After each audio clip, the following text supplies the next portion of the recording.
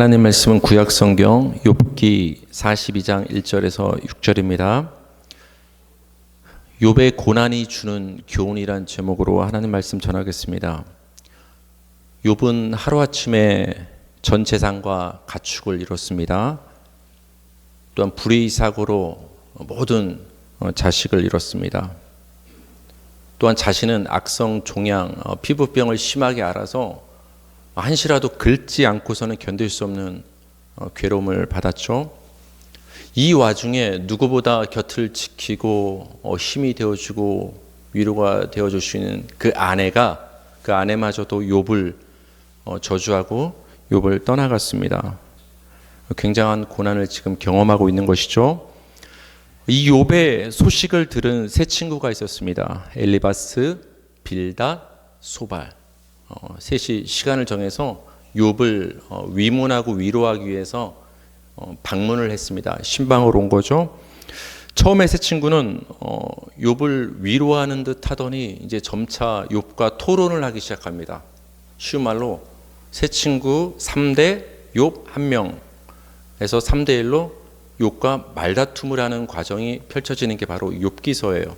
먼저 그 세 친구 중에서 엘리바스라는 친구가 고난을 당한 욥에게 어떤 말을 했는가를 우리가 한번 살펴볼까요? 욥기 4장 7절에서 8절 다 같이 시작. 생각하여 보라, 죄 없이 망한 자가 누구인가? 정직한 자의 끊어짐이 어디 있는가? 내가 보건대 악을 밭갈고 독을 뿌리는 자는 그대로 거두나니. 반어법적으로 물었죠. 죄 없이 망한 자가 누구인가? 그러니까 사람이 망하는 것은 다 죄 때문에 망하는 것이다. 정직한 자의 끊어짐, 죽는다라는 거예요. 정직한 자가 죽는 일이 어디 있느냐? 한마디로 죽는 것은 부정직했기 때문에 죽는다. 이렇게 엘리바스가 얘기를 합니다. 이 말은 무슨 말입니까? 욥 잘 들어. 욥, 네가 지금 고난을 당하고 순식간에 망하고 자식들이 죽은 것은 너의 죄 때문이야. 이거를 지금 엘리바스가 얘기를 하고 있는 것입니다. 결정적인 말을 엘리바스가 얘기하죠. 그대로 거둔다. 뿌린 대로 거둔다. 그 얘기를 합니다. 즉 욥이 네가 그동안 알게 모르게 거짓을 말하고 부정직하고 죄를 지었기 때문에 그 뿌린 죄값대로 지금 이렇게 고난을 당하고 망하고 자식이 죽고 아내가 떠나가는 어려움을 겪고 있다.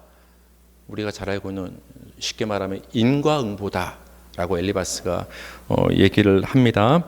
이번에는 또 다른 친구 빌닷이 어떤 말을 욥에게 했는가 한번 볼까요? 욥기 8장 4절 시작. 네 자녀들이 주께 죄를 지었으므로 주께서 그들을 그 죄에 버려두셨나니. 굉장히 또 소금을 뿌리는 말을 합니다. 우리 부모님들 내가 내 자식을 혼내도 다른 사람이 내 자식 혼내는 거 견딜 수 있어요? 없죠. 부모는 그렇거든요. 아무리 내 자식이 잘못을 해도 내가 혼내고 내가 꾸중을 내는 것은 당연해도 다른 사람이 욕하는 것은 참지 못하거든요. 근데 지금 이 빌닷이라는 친구가 뭐라고 말합니까? 네 자녀들이 7명이었거든요. 죄를 지었기 때문에 그 죄 가운데 하나님이 버려두셨다. 즉 죄값으로 갑자기 죽었다 얘기하는 거예요. 죄값으로 죽었다. 우리 마지막 친구의 희망을 한번 걸어볼까요? 소발이란 친구는 어떻게 욥에게 말을 했는가? 소발, 우리 욥기 11장 6절 시작. 하나님께서 너로 하여금 너의 죄를 잊게 하여 주셨음을 알라. 조금 번역이 조금 이해하기 힘들게 돼 있어요. 하나님이 너로 하여금 죄를 잊게 하였다. 이 말은 뭐냐? 너 지금 고난당하고 있는 것은 너의 큰 죄에 비하면 조금 벌 받고 있는 거야. 죄값에 비해서 네가 지금 받고 있는 고난은 적은 거야. 원래대로 따지면 너 더 큰 벌을 받아야 돼. 더 큰 고난을 당해야 돼. 이렇게 소발이 얘기한 겁니다. 여러분 잠시 살펴본 엘리바스, 빌닷, 소발 이 세 친구들이 욥에게 여러 가지 말들을 했는데 공통점이 있죠. 무엇을 얘기하고 있죠? 욥 너 죄 때문에 그런 거야. 죄 때문에 지금 고난을 당하고 있어. 우리말로 따지면 인과응보야. 인과응보의 법칙으로 욥의 고난을 해석한 거죠. 그래서 여러분 우리가 남을 위로할 때는 입을 다무는 게 가장 좋습니다. 입을 다무는 게. 그렇죠. 우리가 누군가를 위로하고 말을 한답시고 우리는 어디에 익숙해져 있느냐? 인과응보. 이렇기 때문에 네가 지금 이런 일을 겪는 거야. 너가 그래도 죄 지은 게 있으니까 지금 이런 어려움을 당하고 있지. 남을 볼 때도 그렇게 해석하고 내 자신에게 일어나는 일들을 볼 때도 그렇게 해석을 해요. 물론 그런 면이 있을 수도 있지만 일반적으로 그런 기준으로 우리는 다른 사람을 바라봐서는 여러분 안 됩니다. 우린 모든 것을 다 알 수가 없습니다. 아무개 신앙생활 똑바로 안 하더니 우리 옛날 몇십 년 전 신앙생활 하셨던 분들 혹시 기억나는지 모르겠어요. 우리 신앙의 선배님들이 다 뭐라고 하셨어요. 물론 잘 되라고 하신 강하게 하신 말씀이지만 주일날 예배 빠지고 어디 가더니 집 앞에서 넘어질 줄 알았다 심한 말 하셨던 우리 선배님들 있지 않았어요. 그렇죠? 죄 때문에 죄값을 받는다. 너가 지금 이렇게 된 건 너 죄 때문이야. 네가 신앙생활을 못해서 그래. 여러분 그런 말 조심하시기 바랍니다. 새 친구로부터 이런 죄값 때문이라는 말을 들은 욥은 여러분 어떻게 반응했을까요? 욥이 이제 자신에 대해서 이제 변론을 하기 시작을 합니다. 욥기 6장 24절에서 25절을 읽겠습니다. 시작. 내게 가르쳐서 나의 허물된 것을 깨닫게 하라. 내가 잠잠하리라. 옳은 말이 어찌 그리 고통스러운고 너희의 책망은 무엇을 책망함이냐. 29, 30절. 너희는 돌이켜 행악자가 되지 말라. 아직도 나의 의가 건재하니 돌아오라. 내 혀에 어찌 불의한 것이 있으랴. 친구의 말을 듣던 욥이 이렇게 말하는 거예요. 나의 허물된 것, 즉 잘못을 한번 깨닫게 한번 설명 좀 잘 해봐라. 이 말은 욥이 자신에게 허물이 있단 소리예요, 없단 소리예요? 너희들이 지금까지 말하는 것처럼 나는 지금 죄 때문에 이런 일을 겪는 게 아니다. 허물이 난 없다. 너희가 지금 나를 책망하고 있는데 도대체 뭘 책망하는지, 책망거리가 나에게 있는지 모르겠다. 왜냐하면 욥은 나름대로 굉장히 의롭게 살았거든요. 그 자식들을 한 명 한 명을 위해서도 정결 제사를 드리던 철두철미했던 사람이 욥이었어요. 그래서 이렇게 지금 친구들에게 항변하는 거예요. 내 의가 건재하다. 나의 의로운 그 삶이 굳건히 서 있는데 어찌 너희가 지금 나를 향하여서 내 죄 때문에, 부정직한 삶 때문에 이런 고난을 당한다고 함부로 얘기를 할 수 있느냐? 욥이 지금 이렇게 항변을 합니다. 이어서 욥은 계속 반박을 이어가는데 인과응보에 대해서 세상 이치를 예를 들면서 반박을 하죠. 우리 욥기 21장 7절에서 9절 시작. 어찌하여 악인이 생존하고 장수하며 세력이 강하냐. 그들의 후손이 앞에서 그들과 함께 굳게 서고 자손이 그들의 목전에서 그러하구나. 그들의 집이 평안하여 두려움이 없고 하나님의 매가 그들 위에 임하지 아니하며 13절 그들의 날을 행복하게 지내다가 잠깐 사이에 스올에 내려가느니라. 욥이 예를 드는 거예요. 새 친구들아 잘 들어봐라. 어찌하여 악인이 생존하고 장수하며 그 세력이 강하냐. 이 세상 돌아가는 사람들을 보면 너희 새 친구가 말한 것처럼 인과응보의 법칙이 그대로 적용되고 사람들이 죄값을 반드시 받는다면 어떻게 악인들이 죄값을 받아서 멸망해야 되는 것이 당연한 이치인데 한번 봐라. 악인들 다 어떻게 살고 있다? 오히려 살아있고 오히려 우리보다 더 장수하고 세력이 건재하지 않냐. 더군다나 그들의 후손까지도 번성하며 잘 먹고 잘 살고 있지 않느냐. 너희가 말한 인과응보는 항상 적용되는 얘기가 아니다. 그러면서 그들은 어떤 삶을 살고 있다고 하죠? 평안하고 두려움이 없고 하나님의 매가 그들 위에 임하지 않는다. 너희가 말한 것처럼 내가 죄값 때문에 하나님의 진노와 심판을 받아 지금 고난을 받는 것이 맞다면 당연히 그들 가운데도 하나님의 매와 심판이 임해야 되는데 그들을 아무렇지도 않게 평화롭게 살고 있지 않느냐. 어떤 법칙을 적용하기 힘들 정도로 복잡한 세상 이치가 아니겠습니까? 그러면서 결론을 냅니다. 욥이 악인들의 날은 행복하게 지나다가 스올에 내려간다. 이거 죽는다는 얘기예요. 스올에 내려간다. 그러니까 그들은 우리의 예상과는 다르게 그냥 행복하게 살다 잘 죽는다. 그러니까 지금 너희 세 친구가 나에게 죄값 때문에 망하고 하나님의 심판을 당장 받고 이렇게 된다는 인과응보의 법칙은 맞지 않을 수도 있다. 함부로 나에게 그 기준을 들이밀지 말라고 지금 욥이 항변을 하고 있습니다. 이렇게 세 친구와 욥이 서로 말다툼하며 토론하는 장면이 길게 이어지던 중에 욥기서가 끝날 때쯤에 38장쯤에 와서 드디어 누가 등장을 하시죠? 하나님이 등장을 합니다. 그 앞에서 욥이 하나님께 항변했거든요. 하나님, 왜 가만히 있으십니까? 하나님, 내가 지금 이 이유 없는 고난의 그 원인이 뭡니까? 속 시원하게 대답해 줬으면 좋겠는데 하나님이 굉장히 침묵하고 계셨거든요. 마치 하나님이 안 계신 것처럼. 아니, 계시더라도 욥을 신경 쓰지 않는 것처럼 욥의 그 안타까운 항변에 하나님은 지금까지 계속 입을 다물고 계셨어요. 다물고. 근데 하나님이 폭풍 가운데 나타나십니다. 드디어. 그래서 무슨 말씀을 하셨는가를 한번 보겠습니다. 우리 욥기 38장 1절 먼저 보겠습니다. 시작.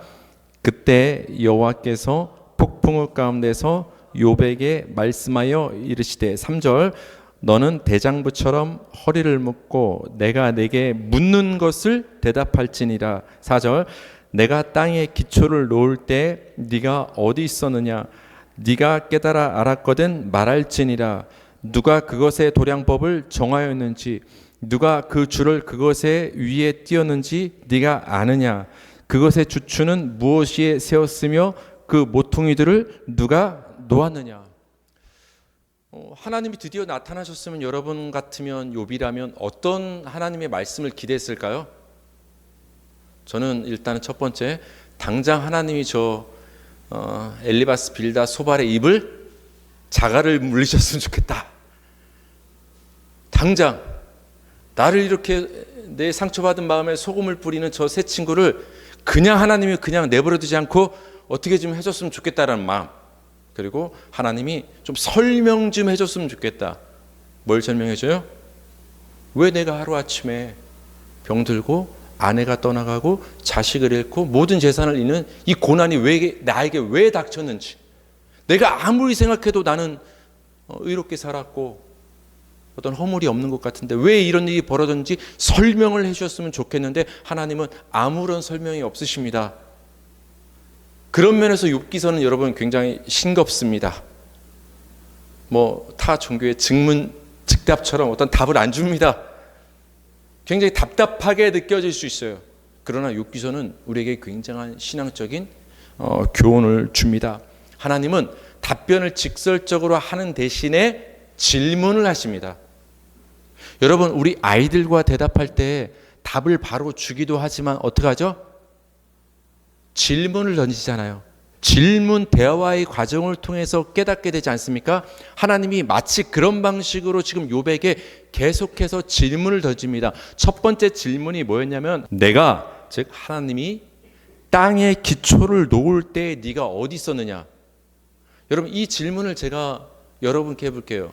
하나님이 이 지구에, 이 만물의 땅에 기초를 놓으실 때 여러분은 어디 있었습니까? 이 세상에 존재했나요? 없었죠. 그러면 하나님이 여러분 그 땅에 기초를 놓으실 때 주춧돌을 어떻게 세우시고 그 모퉁이돌을 어떻게 놓으셨는지 그거를 우리 인간이 알 수가 있을까요? 몰라요. 하나님만 계셨기 때문에. 하나님만이 아시는 거예요. 하나님이 뭐라고 말씀하십니까? 욥아, 누가 그것에, 즉 이 땅의 도량법, 즉 설계를 누가 했느냐? 누가 했다는 얘기예요? 나 하나님이 이 땅의 만물의, 우주 만물의 설계를 내가 정해서 내가 만들었다, 내 방식대로. 근데 그때 너는 어디 있었냐? 한번 입이 있으면 말해봐라. 욥이 대답했을까요? 아무 말도 못했어요. 존재하지 않았기 때문에. 만물을 하나님께서 땅에 기초를 놓으시고 창조하셨을 때 그 누구도 욥도 존재하지 않았을 때 그 격차는 말할 수 없는 격차인 거예요. 도저히 인간의 머리로는 그 하나님의 경륜과 섭리와 뜻과 지혜를 생각조차 깨달을 수조차 없는 거예요. 하나님이 그 질문을 지금 들이미시는 거예요. 그때 욥은 작아지는 거예요.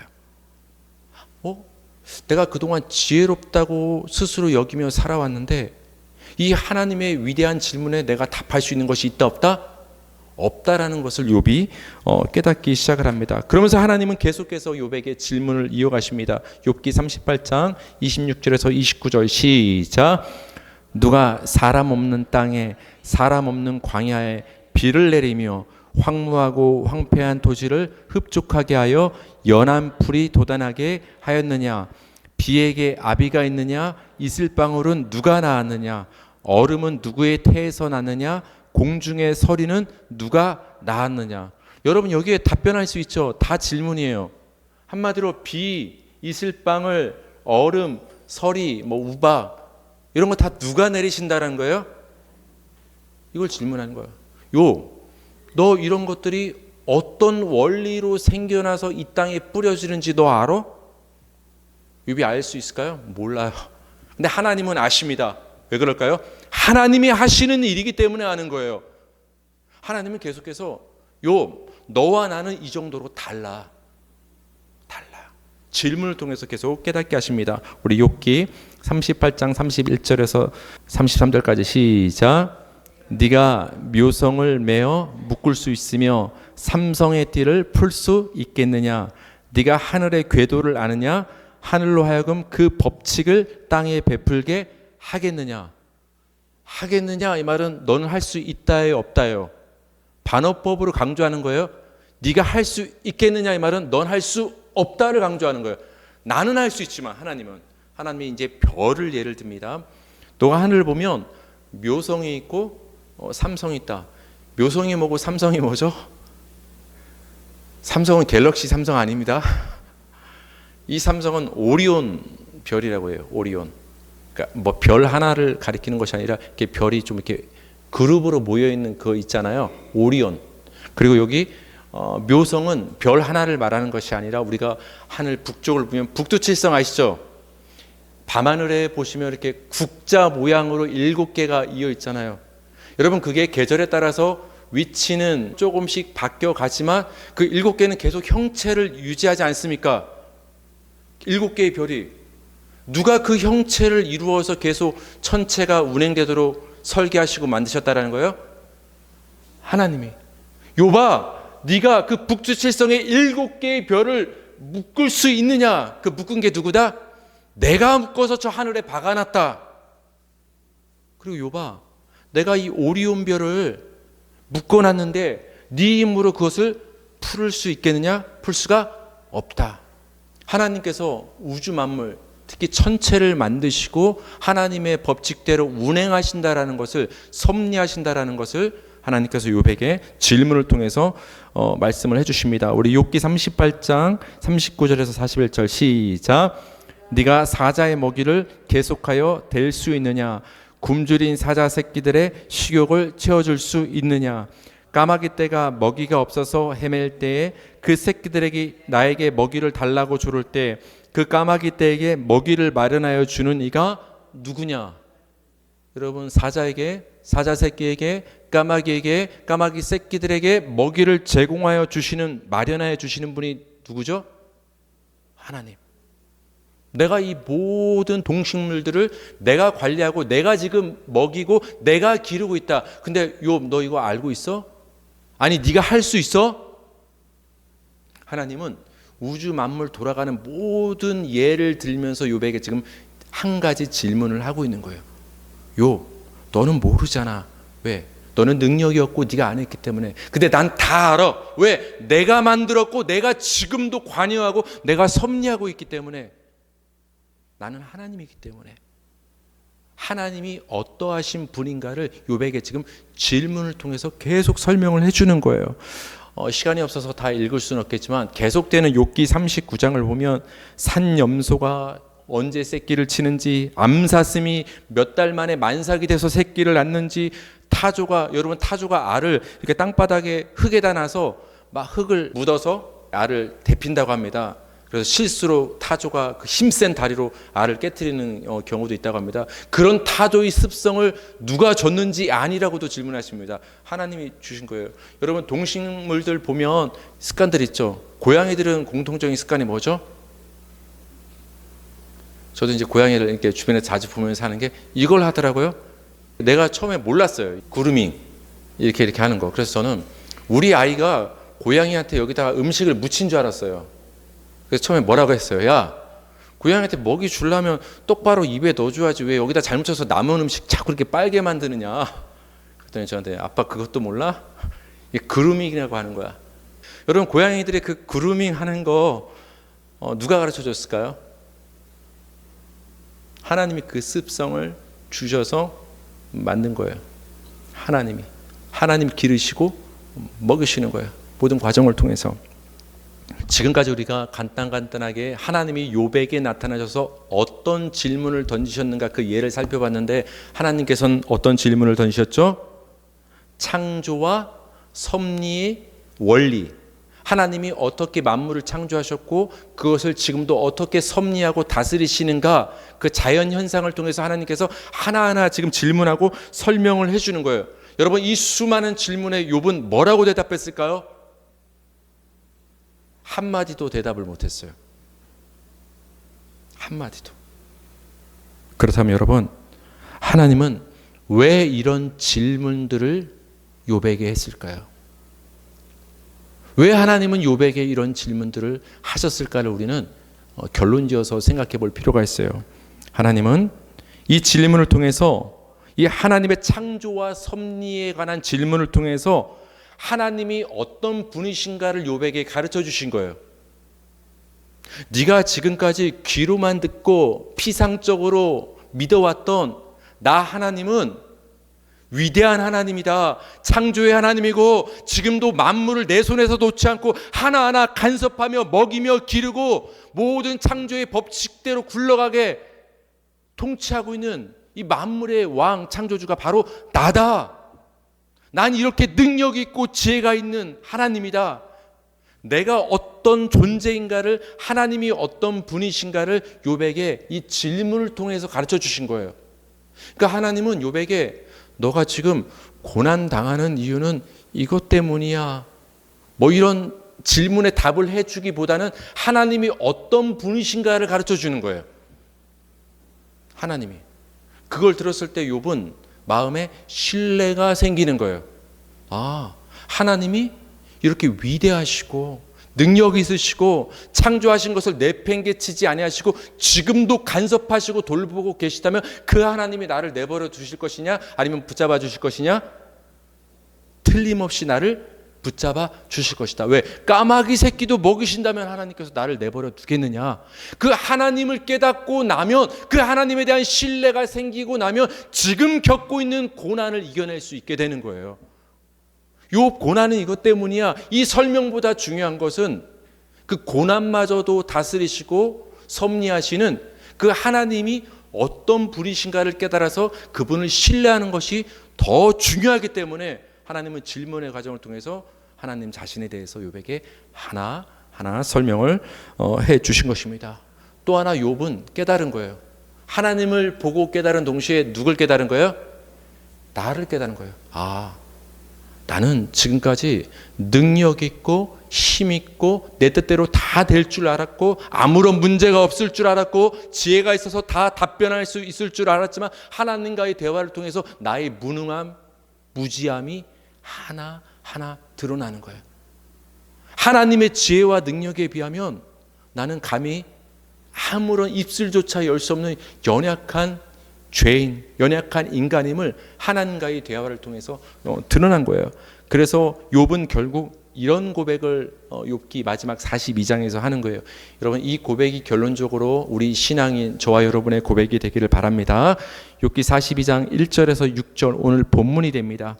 욥이 여호와께 대답하여 이르되 주께서는 못하실 일이 없사오며 무슨 계획이든지 못 이루실 것이 없는 줄 아오니 무지한 말로 이치를 가리는 자가 누구니까? 나는 깨닫지도 못할 일을 말하였고 스스로 알 수도 헤아리기도 어려운 일을 말하였나이다. 내가 말하겠사오니 주는 들으시고 내가 주께 묻겠사오니 주여 내게 알게 하옵소서. 내가 주께 대하여 귀로 듣기만 하였사오나 이제는 눈으로 주를 배옵나이다. 그러므로 내가 스스로 거두어 드리고 티끌과 재 가운데서 회개하나이다. 욥이 뭐라고 고백합니까?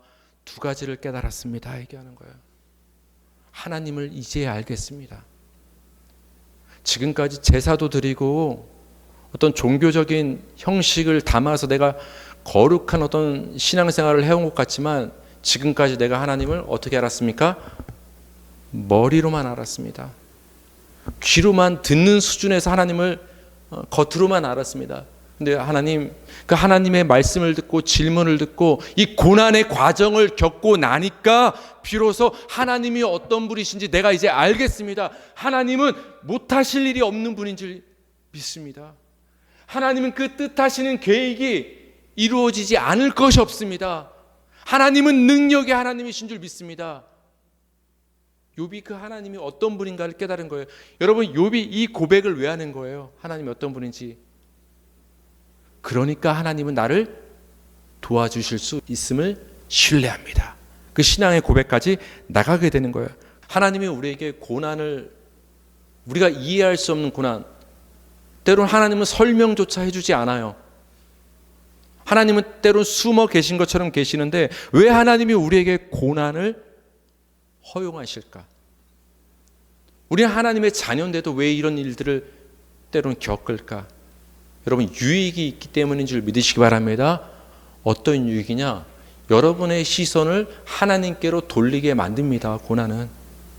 고난을 향해서 나에게 향해 있던 시선, 내 가축들에게 향해 있던 시선, 내 자식들에게 향해 있던 시선, 내 인생 가운데 향해 있던 그 시선을 이제는 온전히 하나님께로 돌려서 그 하나님을 온전히 대면하여 직면하여 바라보게 만드는 것이 고난의 역할이에요. 고난이 없다면 하나님을 바로 볼 수 없는 거예요, 여러분. 그래서 여러분, 고난을 당한 자의 결국은 하나님을 직면하여 하나님을 깨닫고 나를 알게 되는 거예요. 그래서 고난의 결국은 회개로 결말을 맺게 되는 거예요. 하나님, 내가 지금까지 알지도 못하면서 말했습니다. 내가 지금까지 진짜 하나님 앞에 의로운 것 하나 없으면서 진짜 내가 교만하게 나는 나름대로 깨끗하다고 하나님께 항변했습니다. 하나님, 너무 내가 어리석고 교만하고 무지했습니다. 헤아리지도 못할 것을 내가 함부로 입을 벌려 말했습니다. 하나님, 용서해 주십시오. 하나님만이 지혜시고 하나님만이 능력이시고 하나님만이 내 인생을 붙들고 계신 줄 믿습니다. 하나님, 이제는 조금은 이해가 됩니다. 지금 나에게 닥친 이 고난을 하나님이 왜 허용하셨는가를 이제 알겠습니다.